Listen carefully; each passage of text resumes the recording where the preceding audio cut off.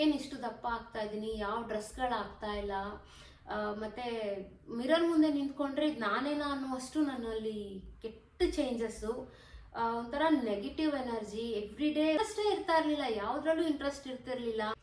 ದಪ್ಪ ಆಗ್ತಿದ್ದೀನಿ ಅನ್ನೋ ಟೆನ್ಷನ್ನು, ಇನ್ನೊಂದು ಕಡೆ ಇಷ್ಟು ಓವರ್ ವೆಯ್ಟ್ ಆಗಿದ್ದೀನಿ, ಏನೇನು ಕಾಯಿಲೆ ಬರುತ್ತೋ ಅನ್ನೋ ಟೆನ್ಷನ್ ಇನ್ನೊಂದು ಕಡೆ ಡಾಕ್ಟರ್ಸ್ ಹೇಳ್ತಾರೆ ನಿಮ್ಗೆ ನ್ಯಾಚುರಲ್ ಆಗಿ ಮಗು ಆಗೋದು ಕಷ್ಟ ಅಂತ.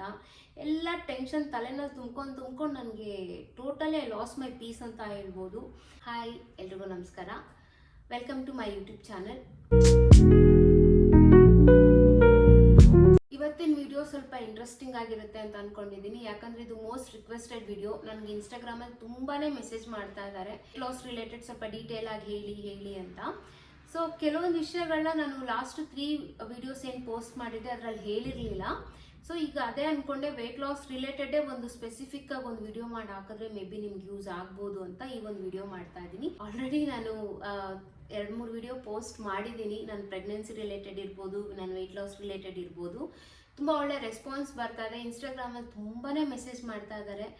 ಸೊ ಅವ್ರಿಗೋಸ್ಕರ ಮತ್ತು ಯಾರ್ಯಾರು ಸೀರಿಯಸ್ ಆಗಿ ವೆಯ್ಟ್ ಲಾಸ್ ಮಾಡ್ಕೋಬೇಕು ಅಂತ ಅಂದ್ಕೊಂಡಿದ್ದಾರೆ ಅವ್ರಿಗೋಸ್ಕರ ಸ್ಪೆಸಿಫಿಕ್ಕಾಗಿ ಈ ವಿಡಿಯೋ ಮಾಡ್ತಾ ಇದ್ದೀನಿ. ಇದು ತುಂಬ ಯೂಸ್ಫುಲ್ ವಿಡಿಯೋ, ಯಾಕಂದರೆ ನಾನು ಮಾಡಿದ ಮಿಸ್ಟೇಕು ಯಾರೂ ಮಾಡದೇ ಇರಲಿ ಅಂತ ಅಷ್ಟೇ ನಾನು ಈ ವಿಡಿಯೋ ಮಾಡ್ತಾ ಇರೋದು.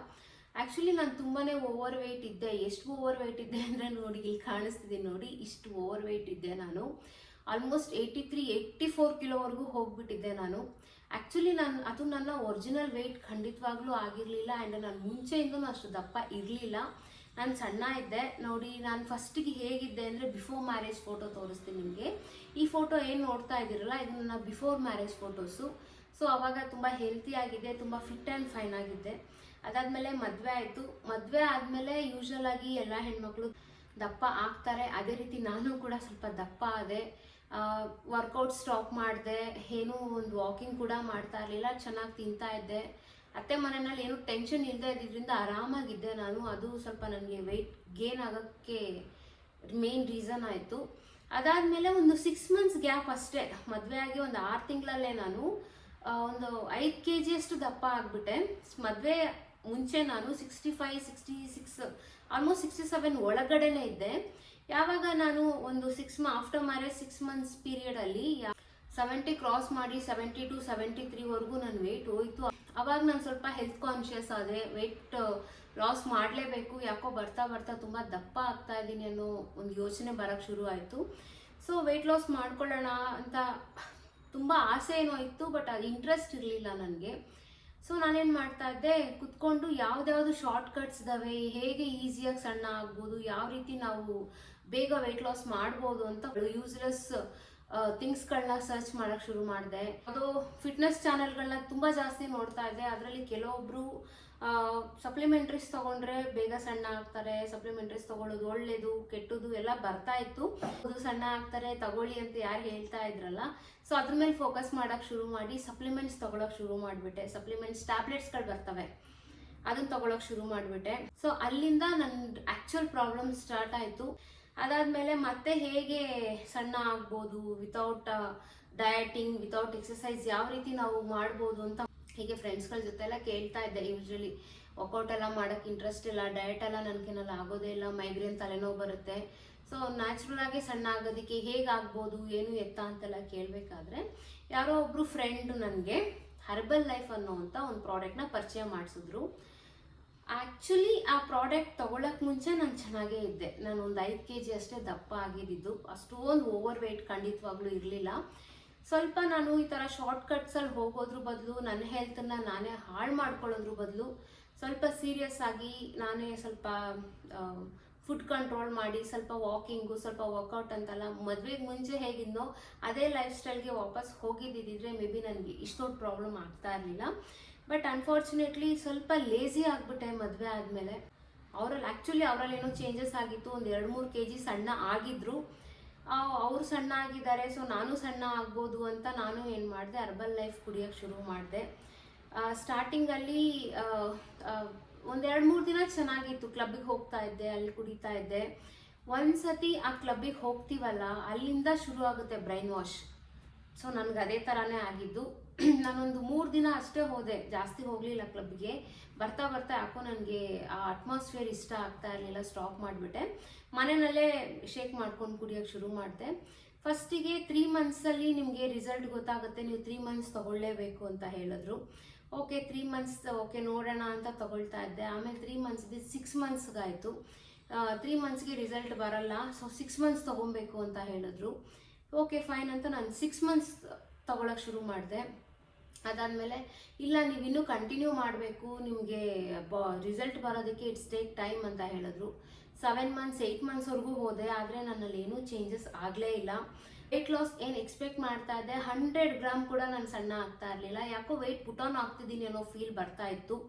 ಫಸ್ಟು 1 ವೀಕು ಸಿಂಗಲ್ ಶೇಕ್ ಹೇಳಿದರು. ಒಂದ್ಸತಿ ಬೆಳಗ್ಗೆ ಬ್ರೇಕ್ಫಾಸ್ಟ್ ಸ್ಕಿಪ್ ಮಾಡಿ ಕುಡೀರಿ ಅಂತ. ಸೊ ಬೆಳಗ್ಗೆ ಬ್ರೇಕ್ಫಾಸ್ಟ್ ಸ್ಕಿಪ್ ಮಾಡಿ ಅದು ಶೇಕ್ ಕುಡಿತಾ ಇದ್ದೆ. ಆಫ್ಟರ್ 3-4 ಡೇಸ್ ಆದಮೇಲೆ ಹೇಳಿದ್ರು 1 ಶೇಕು ನಿಮಗೆ ಅಡ್ಜಸ್ಟ್ ಆಗಲ್ಲ, ನೀವು 2 ಶೇಕ್ ಕುಡಿಬೇಕು ಅಂತ. ಸೊ ರಾತ್ರಿ ಊಟ ಸ್ಟಾಪ್ ಮಾಡಿಸಿ ಬೆಳಗ್ಗೆ ಮತ್ತು ರಾತ್ರಿ ಶೇಕ್ ಕುಡಿತಾ ಇದ್ದೆ, ಮಧ್ಯಾಹ್ನ ಮಾತ್ರ ಊಟ ಮಾಡ್ತಾ ಇದ್ದೆ. ಅದು ಯಾಕೋ ನನಗೆ ಸರಿನೇ ಆಗ್ತಾ ಇರಲಿಲ್ಲ. ಆ್ಯಂಡ್ ತುಂಬಾ ದುಡ್ಡು ಖರ್ಚು ಮಾಡಿಬಿಟ್ಟೆ ನಾನು ಅದಕ್ಕೆ. ಅದಾದಮೇಲೆ ಆ ಶೇಕ್ಗೆ ಅಷ್ಟು ದುಡ್ಡು ಹಾಕಬೇಕು, ಅದಾದಮೇಲೆ ಅಫ್ರೆಶ್ ಅಂತ ಏನೋ ಕೊಡ್ತಾರೆ, ಅದ್ರ ಮೇಲೆ ದುಡ್ಡು ಹಾಕಬೇಕು. ಎವ್ರಿ ಮಂತ್ ನನಗೆ 22,000 to 24,000 ಬೇಕಾಗ್ತಾ ಇತ್ತು ಪ್ರಾಡಕ್ಟ್ ಪರ್ಚೇಸ್ ಮಾಡೋದಕ್ಕೆ. ಯಾಕಂದರೆ ಆ ಪ್ರಾಡಕ್ಟ್ ಏನು ಕೊಡ್ತಾ ಇದ್ವಿ, ಒಂದು ಸಿಂಗಲ್ ಶೇಕ್ ಅಂದರೆ ಒಂದು ಸತಿ ತಗೊಳ್ಳೋದಕ್ಕೆ 6,500 ಆಗ್ತಾ ಇತ್ತು. ಪ್ರಾಡಕ್ಟ್ ಎಷ್ಟು ಕಾಸ್ಟ್ಲಿ ಇರ್ತಾ ಇತ್ತು ಅಂದರೆ ಡಬ್ಬಗಳು ಮಾತ್ರ ತುಂಬ ಉದ್ದ ಇರ್ತಾ ಇತ್ತು, ಆದರೆ ಅದರಲ್ಲಿ ಇದ್ದಿದ್ದಂಥ ಕ್ವಾಂಟಿಟಿ ಏನಿರ್ತಾ ಇತ್ತು ಅದು ಆಫ್ ಅಷ್ಟೇ ಇರ್ತಾ ಇತ್ತು. 6 to 6.5 thousand rupees ಪ್ರಾಡಕ್ಟಿಗೆ ಹೋಗ್ತಾ ಇತ್ತು. ಅದು ಓನ್ಲಿ ಫಾರ್ 15 ಡೇಸ್ ಬರ್ತಾ ಇತ್ತು. 15 ದಿನದ ಮೇಲೆ ಉಳಿತಿರ್ಲಿಲ್ಲ. ಅದು ಸಿಂಗಲ್ ಶೇಕ್ ತಗೊಂಡ್ರೆ, ಡಬಲ್ ಶೇಕ್ ತಗೊಳ್ತಾ ಇದ್ದಿದ್ರಿಂದ ನನಗೆ 15 ದಿನಕ್ಕೆ 12,000 ಹೋಗ್ತಾ ಇತ್ತು. ಪುನಃ ತರಿಸ್ತಾ ಇದ್ದೆ, ಅದ್ರ ಮೇಲೆ ಅಫ್ರೆಶ್ ಅಂತೆ, ಫಾರ್ಮುಲಾ ಅಂತೆ, ಆ್ಯಂಡ್ ಪ್ರೋಟೀನ್, ಫ್ಲೇವರ್ ಏನೇನೇನೋ ಹೇಳಿ ಒಂದು 3 ಥರ ಶೇಕ್ಗಳನ್ನ ನಾವು ಮಿಕ್ಸ್ ಮಾಡ್ಕೊಂಡು ಕುಡಿಯೋದಿತ್ತು. ಅದು ಸ್ಟಾರ್ಟಿಂಗಲ್ಲಿ ಒಂದು ಸ್ವಲ್ಪ ದಿನ ಚೆನ್ನಾಗಿತ್ತು, ಒಂದು 3-4 ಡೇಸ್ ಓಕೆ ಬ್ಯಾಲೆನ್ಸ್ ಮಾಡ್ಬೋದು ಅನ್ನಿಸ್ತು. ಬಟ್ ಬರ್ತಾ ನಾವೇನು ಕುಡಿತಾ ಹೋದ್ವಿ, ಒಂದು ಸ್ವಲ್ಪ ಏನಾದರೂ ಚೇಂಜಸ್ ನಮ್ಮಲ್ಲಿ ಆಗಿತ್ತು ಅಂದಿದ್ರೆ may be okay positive work ಆಗ್ತಿದೆ ಅಂತ ಹೇಳ್ಬೋದಿತ್ತು. ಬಟ್ ನನ್ನಲ್ಲಿ ಯಾವುದೇ ರೀತಿ ಪಾಸಿಟಿವ್ ವರ್ಕ್ ಆಗಲೇ ಇಲ್ಲ. ಅದ್ರ ಬದಲು ನನಗೆ ಸೈಡ್ ಎಫೆಕ್ಟ್ಸ್ಗಳು ತುಂಬ ಜಾಸ್ತಿ ಆಯಿತು. ಚೇಂಜಸ್ ಅಂತೂ ಕಾಣಿಸ್ತಾ ಇಲ್ಲ. ಅಂದ್ಕೊಂಡೆ ಇಲ್ಲ ಇದು ನನಗೆ ವರ್ಕೌಟ್ ಆಗ್ತಾ ಇಲ್ಲ, ಸೊ ಸ್ಟಾಪ್ ಮಾಡೋಣ ಅಂತ ನಾನು ಸ್ಟಾಪ್ ಮಾಡಿದೆ. ಆಫ್ಟರ್ ಒಂದು 8 ಮಂತ್ಸ್ ಆದಮೇಲೆ ಸ್ಟಾಪ್ ಮಾಡಿದ್ಮೇಲೆ ಆ್ಯಸ್ ಇಟ್ ಈಸ್ ನಾನು ಎಲ್ಲ ಏನು ತಿಂತಾ ಇರಲಿಲ್ಲ, ಕಡಿಮೆನೇ ತಿಂತಾ ಇದ್ದೆ, ಎಲ್ಲ ಬ್ಯಾಲೆನ್ಸ್ ಮಾಡ್ತಾ ಇದ್ದೆ. ಬಟ್ ಇನಿಷಿಯಲಿ ವೆಯ್ಟ್ ಗೇನ್ ಆಗ್ತಾ ಹೋಯಿತು. ಎಷ್ಟು ವೆಯ್ಟ್ ಗೇನ್ ಆಗ್ತಾ ಹೋಯಿತು ಅಂದರೆ ನಾನು 5 kg ದಪ್ಪ ಆಗಿದ್ದಕ್ಕೆ ಡಿಪ್ರೆಷನ್ಗೆ ಹೋಗ್ಬಿಟ್ಟೆ. ನಾನು ದಪ್ಪ ಆಗ್ಬಿಟ್ಟಿದ್ದೀನಿ, ನೋಡೋಕೆ ಚೆನ್ನಾಗಿಲ್ಲ, ನಾನು ಇಷ್ಟು ದಪ್ಪ ಆಗ್ಬಿಟ್ಟಿದ್ದೀನಿ, ಹೆಂಗಪ್ಪ ಅಂತ ಅನ್ಕೊತಾ ಇದ್ದೋಳು ಏಕ್ದಮ್ ನನ್ನ ವೆಯ್ಟ್ ಬಂದು 11 kg ಜಾಸ್ತಿ ಆಗೋಯ್ತು. ವೆಯ್ಟ್ ಗೇನ್ ಆಗಿಬಿಟ್ಟೆ. ಸೊ ನನ್ನ BMI ಏನಿತ್ತು ಅದು 35-36 ರೀಚ್ ಆಗೋಯ್ತು. ಸೊ ಯಾವುದೇ ಒಬ್ಬ ಮನುಷ್ಯನಲ್ಲಿ BMI ಏನು ಇರುತ್ತಲ್ಲ, ಬಾಡಿ ಮಾಸ್ ಇಂಡೆಕ್ಸು, ಅದು 18 to 25 ಅಷ್ಟೇ ಇರಬೇಕು, ಅದು ಹೆಲ್ತಿ ಆಗಿದ್ರೆ. ಸೊ ಯಾವಾಗ 25 ಕ್ರಾಸ್ ಆಗುತ್ತಲ್ಲ ಅದು ಅನ್ಹೆಲ್ತಿ ಅಂತ ಹೋಗುತ್ತೆ. ನನ್ನ ಕೇಸಲ್ಲಿ ಬಂದು ನಾನು ಒಬೆಸಿಟಿ ಹೋಗ್ಬಿಟ್ಟಿದ್ದೀನಿ. ಎಷ್ಟು ಮಟ್ಟಿಗೆ ನಾನು ದಪ್ಪ ಆಗಿಬಿಟ್ಟೆ ಅಂದರೆ ಮುಖ ಎಲ್ಲ ಊದ್ಕೊಂಡ್ಬಿಟ್ಟಿದೆ, ತುಂಬ ದಪ್ಪ. ಆ್ಯಂಡ್ ಯಾರೇ ನೋಡಿದ್ರು ಯಾಕೆ ಇಷ್ಟು ದಪ್ಪ ಆಗಿದೆಯಾ ನೀನು, ಏನಾದರೂ ಹೆಲ್ತ್ ಇಶ್ಯೂಸ್ ಇದೆಯಾ ಅಂತ ಕೇಳೋ ರೇಂಜಿಗೆ ನಾನು ದಪ್ಪ ಆಗಿಬಿಟ್ಟೆ. ಈಗ ನೋಡಿ ಈ ಫೋಟೋ ನೀವೇನು ನೋಡ್ತಾ ಇದ್ದೀರಲ್ಲ, ಇದು ಆ ಸೈಡ್ ಎಫೆಕ್ಟಿಂದ ಆಗಿದ್ದ ದಪ್ಪನೇ ಇದು.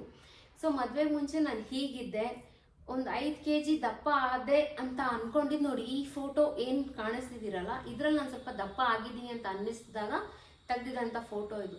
ಅದಾದಮೇಲೆ ನಾನು ಯಾವುದು ಫೋಟೋಸ್ಗಳು ತಗೊಳಕ್ಕೆ ಹೋಗಲಿಲ್ಲ, ಯಾಕಂದರೆ ತುಂಬ ದಪ್ಪ ಆಗ್ತಾ ಹೋದೆ. ಈ ಪಿಂಕ್ ಕಲರ್ ಸ್ಯಾರಿದೀಗೇನು ನೋಡ್ತಿದ್ದೀರಲ್ಲ ಈ ಫೋಟೋ, ಇದು ಲಾಸ್ಟ್ ಇಯರ್ ದಸರಾ ಟೈಮಲ್ಲಿ ನಾನು ಹೀಗಿದ್ದೆ. ಸೊ ಅವತ್ತು ಡಿಸೈಡ್ ಮಾಡಿದೆ ನೆಕ್ಸ್ಟು ನಾನು ಸಣ್ಣ ಆಗಿ ಫಿಟ್ ಆ್ಯಂಡ್ ಫೈನ್ ಆಗಿ ನಾರ್ಮಲ್ ಲೈಫಿಗೆ ಬರೋವರೆಗೂ ಯಾವುದೇ ರೀತಿ ಫೋಟೋಸ್ ನಾನು ತಕ್ಕೊಳ್ಳಲ್ಲ ಅಂತ ಡಿಸೈಡ್ ಮಾಡಿ ಸ್ಟಾಪ್ ಮಾಡಿದೆ. ಆ್ಯಂಡ್ ಅಲ್ಲಿಗೆ ಸ್ಟಾಪ್ ಮಾಡಿದ್ದು, ನಾನು ಇಲ್ಲಿವರೆಗೂ ಫೋಟೋಸ್ ತಗೊಂಡಿರಲಿಲ್ಲ. ಯಾಕಂದರೆ ನನ್ನನ್ನು ನೋಡೋಕ್ಕೆ ನನಗೆ ತುಂಬ ಅಸಹ್ಯ ಆಗ್ತಾಯಿತ್ತು. ಏನಿಷ್ಟು ದಪ್ಪ ಆಗ್ತಾಯಿದ್ದೀನಿ, ಯಾವ ಡ್ರೆಸ್ಗಳು ಆಗ್ತಾಯಿಲ್ಲ, ಮತ್ತು ಮಿರರ್ ಮುಂದೆ ನಿಂತ್ಕೊಂಡ್ರೆ ಇದು ನಾನೇನೋ ಅನ್ನುವಷ್ಟು ನನ್ನಲ್ಲಿ ಕೆಟ್ಟ ಚೇಂಜಸ್ಸು, ಒಂಥರ ನೆಗೆಟಿವ್ ಎನರ್ಜಿ, ಎವ್ರಿ ಡೇ ಇಂಟ್ರೆಸ್ಟೇ ಇರ್ತಾ ಇರಲಿಲ್ಲ, ಯಾವುದ್ರಲ್ಲೂ ಇಂಟ್ರೆಸ್ಟ್ ಇರ್ತಿರಲಿಲ್ಲ. ಒಂದು ಕಡೆ ದಪ್ಪ ಆಗ್ತಿದ್ದೀನಿ ಅನ್ನೋ ಟೆನ್ಷನ್ನು, ಇನ್ನೊಂದು ಕಡೆ ಇಷ್ಟು ಓವರ್ ವೆಯ್ಟ್ ಆಗಿದ್ದೀನಿ, ಏನೇನು ಕಾಯಿಲೆ ಬರುತ್ತೋ ಅನ್ನೋ ಟೆನ್ಷನ್ ಇನ್ನೊಂದು ಕಡೆ ಡಾಕ್ಟರ್ಸ್ ಹೇಳ್ತಾರೆ ನಿಮ್ಗೆ ನ್ಯಾಚುರಲ್ ಆಗಿ ಮಗು ಆಗೋದು ಕಷ್ಟ ಅಂತ. ಎಲ್ಲ ಟೆನ್ಷನ್ ತಲೆನಲ್ಲಿ ತುಂಬ್ಕೊಂಡು ನನಗೆ totally I lost my peace ಅಂತ ಹೇಳ್ಬೋದು. ಆಮೇಲೆ ಡಿಸೈಡೆಡ್ ಇಲ್ಲ ಹೀಗೆ ಬಿಟ್ಟೆ ಅಂದರೆ ಆಗೋದಿಲ್ಲ, ಏನಾದರೂ ಮಾಡಬೇಕು, I can see my self like this ಅಂತ ತುಂಬ ಬೇಜಾರಾಯಿತು. ತುಂಬ ಹತ್ಬಿಟ್ಟಿದ್ದೀನಿ ನಾನು, ಅಷ್ಟು ದಪ್ಪ, ಅಷ್ಟು ಅಸಹ್ಯ, ಲೈಕ್ ಐ ನೆವರ್ ಥಾಟ್ ಆ ಥರ ಆಗ್ತೀನಿ ನಾನು ಅಂತ. ಇದೆಲ್ಲ ಆಗಿದ್ದು ಏನಕ್ಕಪ್ಪ ಅಂತ ಹೇಳಿದ್ರೆ ನಾನು ಶಾರ್ಟ್ಕಟ್ ಹುಡ್ಕೊಂಡು ಹೋದೆ ನೋಡಿ, ಅದು.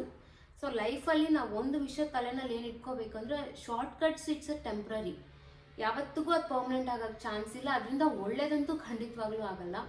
ಬೇಗ ಸಣ್ಣ ಆಗ್ಬಿಡ್ತೀನಿ, ಬೇಗ ಚೆನ್ನಾಗಿ ಕಾಣಿಸ್ಬೇಕು ಅನ್ನೋ ಒಂದು ಕೆಟ್ಟ ಆಲೋಚನೆ ತಲೆನಲ್ಲಿ ತುಂಬಿಕೊಂಡು ನಾನು ಈ ಥರ ಶೇಕ್ಗಳು, ಈ ಥರ ಸಪ್ಲಿಮೆಂಟ್ಸ್ಗಳು ಅಂತ ಹೊಟ್ಟೋದ್ನಲ್ಲ, ಅಲ್ಲಿ ನನಗೆ ನಾನೇ ಪ್ರಾಬ್ಲಮ್ ತಂದ್ಕೊಂಡಿದ್ದು ನನ್ನ ಮೈ ಮೇಲೆ. ಸೊ ಬಾಡಿ, ನನ್ನ BMI ಚೆಕ್ ಮಾಡಿದಾಗ 38 ಇತ್ತು ನನ್ನ BMI. ಇಟ್ಸ್ ಅ ವರ್ಸ್ಟ್ ಅಂತ ಹೇಳ್ಬೋದು. ಒಬೆಸಿಟಿನಲ್ಲಿ ಇದ್ದೀನಿ ನಾನು ಆ ಥರ ಇರಲಿಲ್ಲ. ಅಷ್ಟು ಆ್ಯಕ್ಟಿವ್ ಆಗಿದ್ದವಳು, ಅಷ್ಟು ಫಿಟ್ ಆಗಿದ್ದವಳು, ಏಕ್ದಮ್ ನಾನು ಈ ರೀತಿ ಇಷ್ಟು ವರ್ಸ್ಟ್ ಆಗೋದಕ್ಕೆ I am the main reason. ಬೇಗ ಸಣ್ಣ ಆಗ್ಬಿಡ್ತೀರಾ, 1 ತಿಂಗಳಲ್ಲೇ ನಿಮ್ಗೆ 5 kg ಇಳಿದ್ಬಿಡುತ್ತೆ, 2 ತಿಂಗಳಲ್ಲಿ 10 kg ಇಳಿದ್ಬಿಡುತ್ತೆ, ಅದೆಲ್ಲ ಶುದ್ಧ ಸುಳ್ಳು. ಆ್ಯಂಡ್ ಅಷ್ಟು ಬೇಗ ವೆಯ್ಟ್ ಲಾಸ್ ಆಗಲೇಬಾರ್ದು.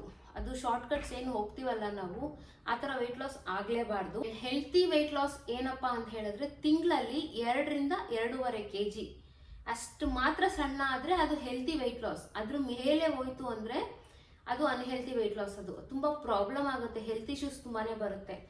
ಸೊ ನಾನು ಶಾರ್ಟ್ಕಟ್ಟಲ್ಲಿ ಹೋಗಿ ಬೇಗ ಸಣ್ಣ ಆಗ್ಬಿಡೋಣ, ಬೇಗ ಇನ್ನೊಂದೇನೋ ಮಾಡೋಣ ಅಂತ ಹೋಗಿ ತುಂಬ ಪ್ರಾಬ್ಲಮಿಗೆ ತಗೊಂಡು 1 ವರ್ಷ ಒಂಥರ ನರ್ಕನೇ ಅನುಭವಿಸ್ಬಿಟ್ಟೆ ಅಂತ ಹೇಳ್ಬೋದು.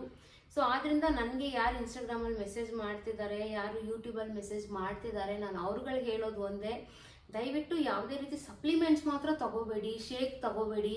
ನ್ಯಾಚುರಲಾಗಿ ನೀವು ಫುಡ್ ಕಂಟ್ರೋಲ್ ಮಾಡಿ ಖಂಡಿತವಾಗ್ಲೂ ಸಣ್ಣ ಆಗ್ತೀರಾ. ಸ್ವಲ್ಪ ವರ್ಕೌಟ್, ಎಕ್ಸಸೈಸ್ ಎಲ್ಲ ಮಾಡಿ ಖಂಡಿತವಾಗ್ಲೂ ಸಣ್ಣ ಆಗ್ತೀರಾ. ಅದು ಬಿಟ್ಟು ಶಾರ್ಟ್ಕಟ್ಸ್ ನಾನು ಮಾಡಿದ ಕೆಲಸ ನೀವು ಮಾಡಿದ್ರೆ ಸೀರಿಯಸ್ಲಿ ನನಗೆ ಬಂದಿದ್ದ ಪ್ರಾಬ್ಲಮ್ ನಿಮಗೆ ಬರುತ್ತೆ.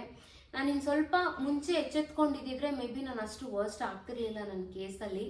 ನಾನು ಸ್ವಲ್ಪ ಲೇಟಾಗಿ ಎಚ್ಚೆತ್ಕೊಂಡೆ, ಆದರೆ ನನ್ನ ಅದೃಷ್ಟ ಏನಪ್ಪ ಅಂದರೆ ನನಗೆ ಥೈರಾಯ್ಡ್ ಬರಲಿಲ್ಲ. ಅಷ್ಟು ವೆಯ್ಟ್ ಗೇನ್ ಆಗ್ತಾ ಹೋದ್ರು ಕೂಡ ಥೈರಾಯ್ಡ್ ಒಂದು ಹತ್ರ ಬರಲಿಲ್ಲ ನನಗೆ. ಅದೊಂದು ಸ್ವಲ್ಪ ಲಕ್ಕಿ ಅಂತ ಹೇಳ್ಬೋದು.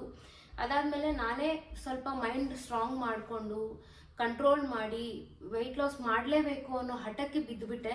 ಸೊ ಅದರಿಂದ ನನಗೆ ಆಮೇಲೆ ಬರ್ತಾ ಎಷ್ಟು ಸಣ್ಣ ಆದೆ ಅಂದರೆ, ಈ ಥರ ಇದ್ದವಳು ಈ ಥರ ಆದೆ. ಎಷ್ಟು ಚೇಂಜಸ್ ನಿಮಗೆ ಕಾಣಿಸ್ತಿದೆ. ಇದು ನೋಡಿ, ಎಷ್ಟು ಮುಖ ದಪ್ಪ, ಎಷ್ಟು ಹೇಗಿದ್ದೆ ನಾನು. ಈ ಥರ ಸಣ್ಣ ಆಗೋದಕ್ಕೆ ನಾನು ಏನು ಒಂದು ಹಠ ತಗೊಂಡೆ, ಇಲ್ಲ ನಾನು ಸಣ್ಣ ಆಗೇ ಆಗ್ತೀನಿ ಅಂತ ಏನು ಅಂದ್ಕೊಂಡೆ. ಸೊ ರಿಸಲ್ಟ್ ನಿಮ್ಮ ಕಣ್ಮುಂದೆ ಇದೆ. ಈ ಸಣ್ಣ ಆದಮೇಲೆ ಕಾನ್ಫಿಡೆಂಟ್ ಬಂತು, ಹೌದು ಏನಾದರೂ ಮಾಡಬೇಕು ಅಂತ ಅನ್ನಿಸ್ತಾ ಇತ್ತು, ಖುಷಿ ಆಗ್ತಾ ಇತ್ತು. ನಾನು ಸಣ್ಣ ಆಗ್ತಿದ್ದೀನಿ, ಇಷ್ಟ ಬಂದು ಡ್ರೆಸ್ಗಳು ಹಾಕೋಬೋದು, ಎಷ್ಟು ಚೆನ್ನಾಗಿ ಕಾಣಿಸ್ತೀನಿ ಅನ್ನೋದೊಂದು ಬರ್ತಾ ಇತ್ತು. ಅದು ಹೆಲ್ತಿ ವೆಯ್ಟ್ ಲಾಸ್ ಮಾಡಿದೆ ನಾನು, ಅದೊಂದು ಖುಷಿ ಇದೆ ನನಗೆ. ಎಕ್ಸ್ಪೆಕ್ಟೇ ಮಾಡಿರಲಿಲ್ಲ ನಾನು ಸಣ್ಣ ಆಗ್ತೀನಿ, ನಾನು ಕನ್ಸೀವ್ ಆಗ್ತೀನಿ ಅನ್ನೋ ಎಕ್ಸ್ಪೆಕ್ಟೇಷನ್ ಇಟ್ಕೊಂಡಿರಲಿಲ್ಲ. ಆ ಥರ ಇದ್ದವಳು ನಾನು ಈ ಥರ ಚೇಂಜ್ ಆಗಿದ್ದೀನಿ. ಖಂಡಿತವಾಗ್ಲೂ ಪಾಸಿಟಿವ್ ವೇನಲ್ಲಿ ಆಗಿದ್ದೀನಿ. ನೀವು ಕೂಡ ಟ್ರೈ ಮಾಡಿ, ನಿಮಗೂ ಕೂಡ ಪಾಸಿಟಿವ್ ರಿಸಲ್ಟ್ ಬಂದೇ ಬರುತ್ತೆ. ವಿಡಿಯೋ ನಿಮ್ಗೆ ಇಷ್ಟ ಆಗಿದೆ ಅಂತ ಅನ್ಕೊಳ್ತೀನಿ. ಈ ವಿಡಿಯೋ ನಿಮ್ಗೆ ಇಷ್ಟ ಆದರೆ ಲೈಕ್ ಮಾಡಿ, ಶೇರ್ ಮಾಡಿ, ಕಾಮೆಂಟ್ ಮಾಡಿ, ಸಬ್ಸ್ಕ್ರೈಬ್ ಮಾಡಿ. Thank you so much for watching.